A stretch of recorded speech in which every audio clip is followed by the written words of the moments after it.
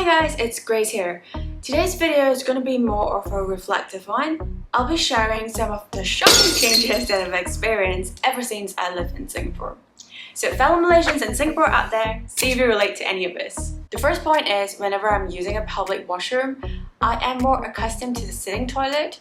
You see, growing up in Malaysia, whenever you need to use a public washroom, it's very common for us to choose the squatting toilet cubicle because it's a little bit more hygienic. Well, cleanliness in the public washroom in Malaysia is honestly not that great. So the thing is, when I first got into Singapore, I realized that their public washroom doesn't have a lot of squatting toilets cubicle.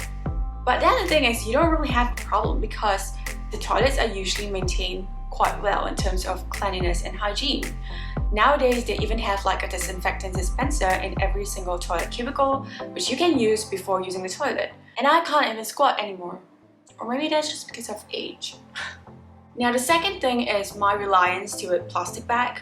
So this is something that I didn't realize until my family pointed that out.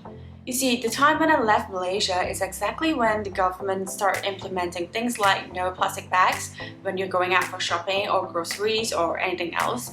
So if you need a plastic bag, you will be charged for every single bag. There are also other efforts to encourage people to bring their own utensils or containers when they're getting a takeout.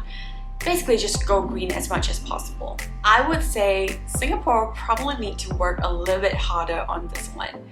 Here, plastic bags, plastic utensils, polystyrene food packages are just everywhere. Although there's still some effort that was put in, to go green, but I feel like we can do a lot better. It's something we all should learn, even though plastic bags are given out freely here for our convenience, we still should do our part to minimize the plastic usage as much as we can. Now the third one is the most shocking one I feel.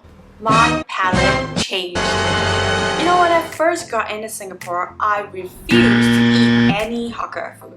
Shocking, huh? After all I've said in the previous videos.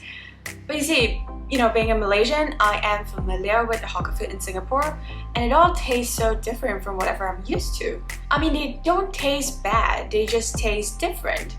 And because I'm not used to it, I find them weird.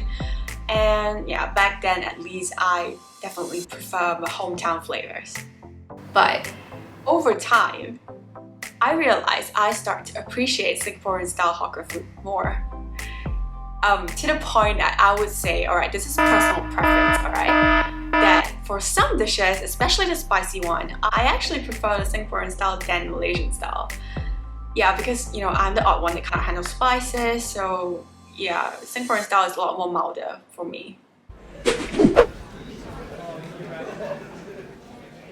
Anyway, speaking of food, I actually thought, I would be like a master chef or something when I first moved out. But no, it actually got a lot worse. Back then when I was at home, my cooking skill is basic. I can make like a simple meal for a family. Now, I'm just happy that I haven't burned out in the kitchen. But I did spoil a few pots though. The thing is, ready-to-eat food is so easily available and they're so affordable in Singapore. So there isn't really a need to cook. Also, living in a rental flat, there's actually some restrictions in cooking. Although now I don't have that restriction anymore, but since I haven't been practicing, it basically gone really downhill.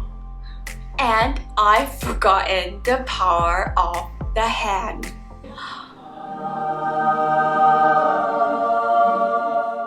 If you're familiar with Malaysian culture, you will know what this gesture means. You can use this as a pedestrian or if you're driving. Basically, you're asking people to give way. And most of the time, they will do it. They will make way for you. The cars will stop for you and you can cross the road, and maybe the opposite car will just stop for a while and let you have your way. But yeah, even if I know that very well, I'm still super nervous whenever I have to cross the road relying on the hand. I realized ever since I moved into Singapore, I cannot jaywalk anymore. I mean, well, jaywalking is fineable in Singapore. It's just that if I don't have a traffic light or if I don't have a zebra crossing, I just don't know how to cross the road. Now, I'm not advocating jaywalking because it's super dangerous, but sadly in Malaysia, you kind of need that because traffic lights aren't always functioning. Now you just heard me letting out a small complaint, and this is the final changes, which is the most obvious change that I realized on myself. I started to complain a lot more ever since I moved to Singapore. In Singapore, there is a culture that prioritizes efficiency. So if anything is not done to the expected standard within the expected time frame, it's very common to hear complaints.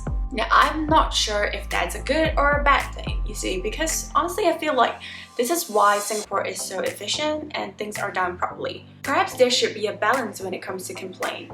Personally, I think constructive feedback is different from emotional venting, and it's also very different from just being a troll. So I guess whenever we have complaints, we should express it wisely on the correct platform.